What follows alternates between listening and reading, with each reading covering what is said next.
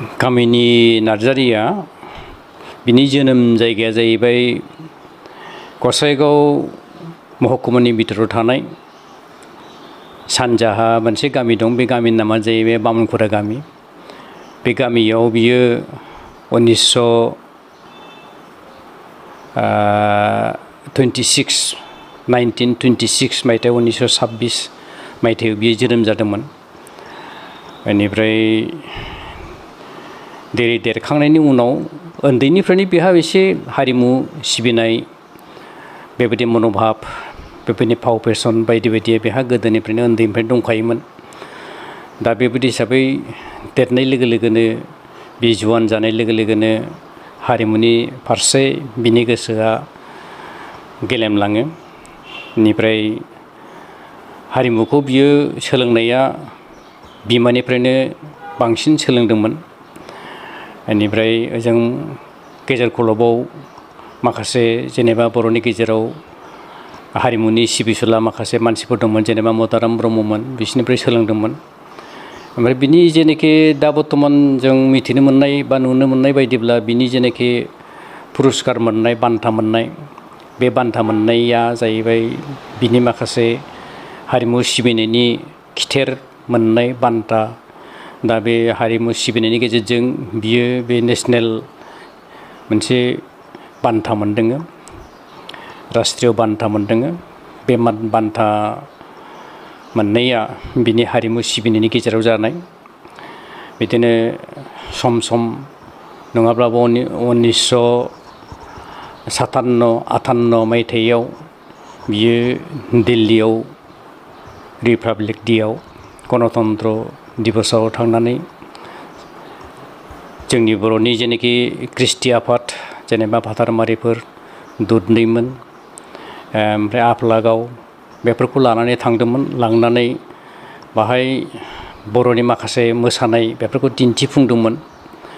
ओमफ्राय बेबायदिनो बियो बर'नि माखासे मोसानायफोरखौ दाब दाब जायगायावबो दिन्थिदोंमोन। हायद्राबादफ्रावबो बिदिनो नेसनेल मोनसे फेस्टिभेल जानाय समफ्राव बर'नि बे मोसानायफोरखौ दिन्थिनायनि गेजेरजों बियो मोनसे मुंदांखा जादोंमोन। सासे बर'नि कलानि, कृष्टिनि बियो सासे मुंदांखा जानायनि गेजेरजों बियो जोंनि जेनोखि हारिमु बेखौ दिन्थिफुंनायनि थाखाय बेनो बे राष्ट्रीय बान्थाखौ होनाय जादों।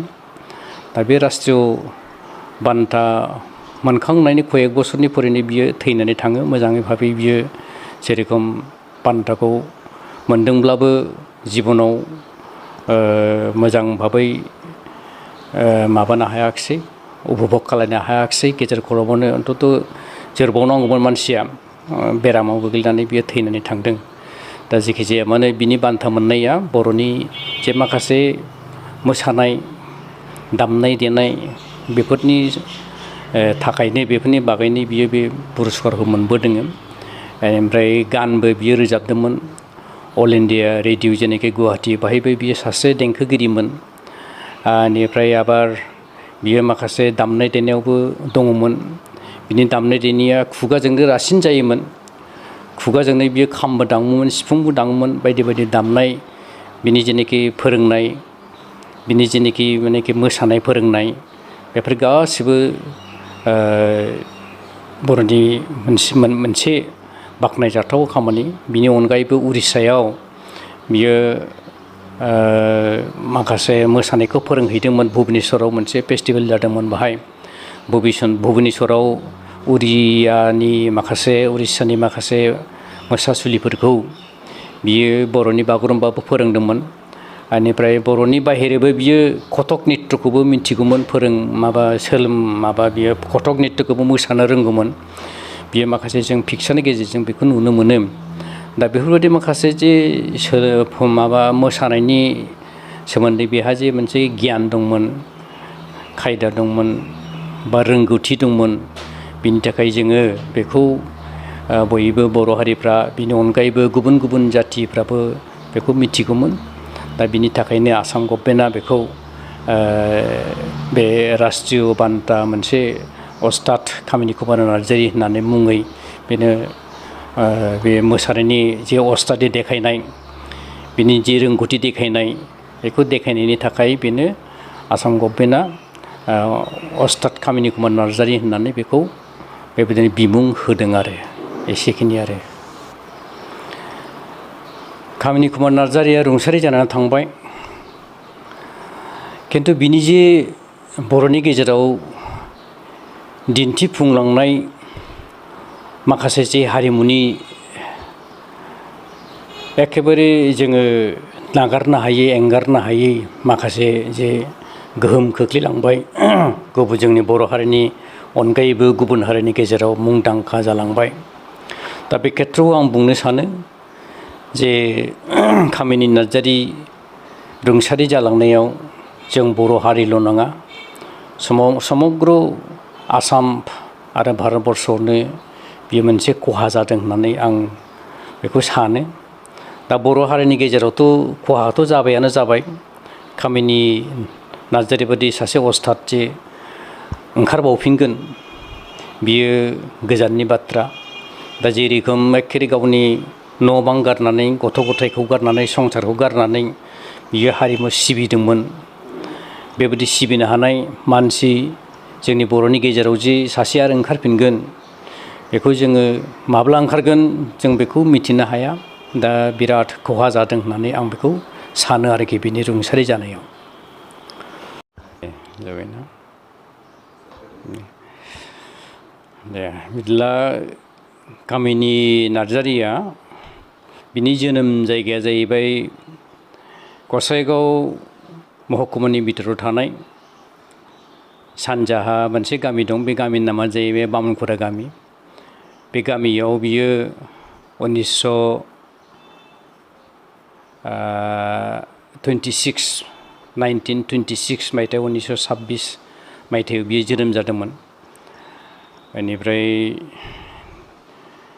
देरखांनायनि उनाव उन्दैनिफ्रायनो बेहा एसे हारिमु सिबिनाय बेबायदि मन'भाब बेबायदि फाव फेसन बायदि बायदि बेहा गोदोनिफ्रायनो उन्दैनिफ्रायनो दंखायोमोन दा बेबायदि हिसाबै देरनाय लोगो लोगोनो बे जुवान जानाय लोगो लोगोनो हारिमुनि फारसे बिनि गोसोआ गेलेमलाङो बेनिफ्राय हारिमुखौ बियो सोलोंनाया बिमानिफ्रायनो बांसिन सोलोंदोंमोन बेनिफ्राय ओजों गेजेर खलबाव माखासे जेनेबा बर'नि गेजेराव हारिमुनि सिबिसुला माखासे मानसिफोर दंमोन जेनेबा मदाराम ब्रह्ममोन बिसोरनिफ्राय सोलोंदोंमोन ओमफ्राय बिनि जेनाखि दा बर्थमान जों मिथिनो मोननाय बा नुनो मोननाय बायदिब्ला बिनि जेनाखि पुरस्कार मोननाय बान्था मोननाय बे बान्था मोननाया जाहैबाय बिनि माखासे हारिमु सिबिनायनि खिथेर मोननाय बान्था दा बे हारिमु सिबिनायनि गेजेरजों बियो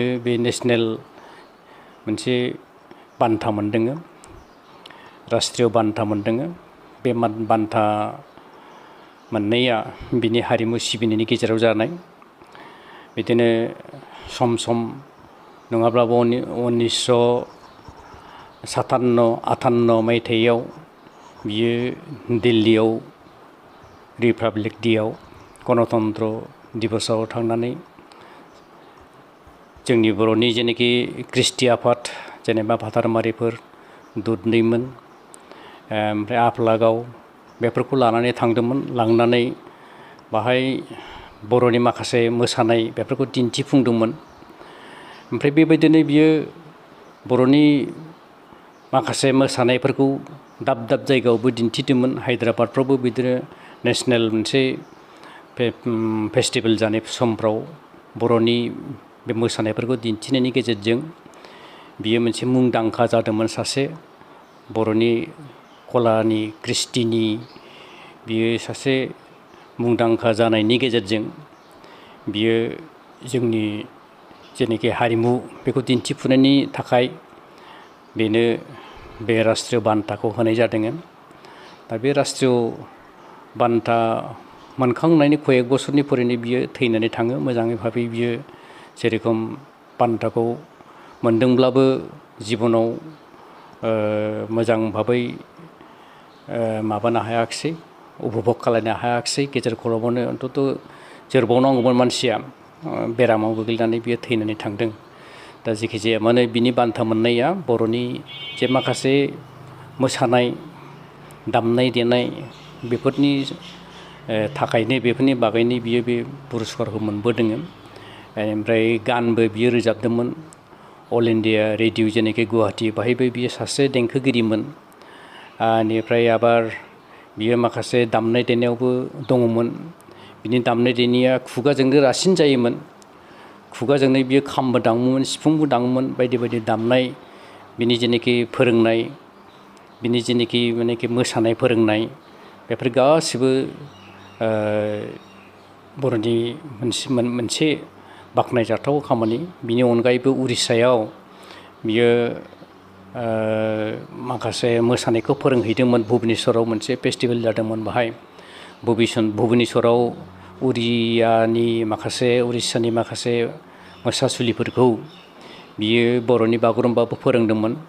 बेनिफ्राय बर'नि बाहेरैबो बियो कथक नित्यखौबो मिथिगौमोन बियो कथक नित्यखौबो मोसानो रोंगौमोन। बियो माखासे जों पिक्सारनि गेजेरजों बेखौ नुनो मोनो। दा बेफोरबायदि माखासे जे मोसानायनि सोमोन्दै बेहा जे मोनसे गियान दंमोन खायदा दंमोन बा रोंगौथि दंमोन बिनि थाखाय जोङो बेखौ बयबो बर' हारिफ्रा बिनि अनगायैबो गुबुन गुबुन जाथिफ्राबो बेखौ मिथिगौमोन। दा बिनि थाखायनो आसाम गभर्नमेन्टआ बेखौ बे राष्ट्रीय बान्था मोनसे अस्ताद कामिनि कुमार नार्जारि होननानै मुङै बेनो बे मोसानायनि जे अस्तादि देखायनाय बिनि जे रोंगौथि देखायनाय बेखौ देखायनायनि थाखाय बेनो आसाम गभर्नमेन्टआ अस्ताद कामिनि कुमार नार्जारि होननानै बेखौ बेबायदिनो बिमुं होदों आरो एसेखिनि आरो। कामिनि कुमार नार्जारिया रुंसारि जानानै थांबाय। खिन्थु बिनि जे बर'नि गेजेराव दिन्थिफुंलांनाय माखासे जे हारिमुनि एखेबारे जोङो नागारनो हायै एंगारनो हायै माखासे जे गोहोम खोख्लैलांबाय जोंनि बर' हारिनि अनगायैबो गुबुन हारिनि गेजेराव मुंदांखा जालांबाय। दा बे खेथ्रआव आं बुंनो सानो जे कामिनि नार्जारि रुंसारि जालांनायाव जों बर' हारिल' नङा समग्र आसाम आरो भारतबर्षआवनो बेयो मोनसे खहा जादों होननानै आं बेखौ सानो। दा बर' हारिनि गेजेरावथ' खहाथ' जाबायानो जाबाय। कामिनि नार्जारि बायदि सासे अस्ताद जे ओंखारबावफिनगोन बियो गोजाननि बाथ्रा। दा जेरखम एखेबारे गावनि न' बां गारनानै गथ' गथायखौ गारनानै संसारखौ गारनानै बियो हारिमु सिबिदोंमोन। बेबायदि सिबिनो हानाय मानसि जोंनि बर'नि गेजेराव जे सासे आरो ओंखारफिनगोन बेखौ जोङो माब्ला ओंखारगोन जों बेखौ मिथिनो हाया। दा बिराद खहा जादों होननानै आं बेखौ सानो आरोखि बिनि रुंसारि जानायाव।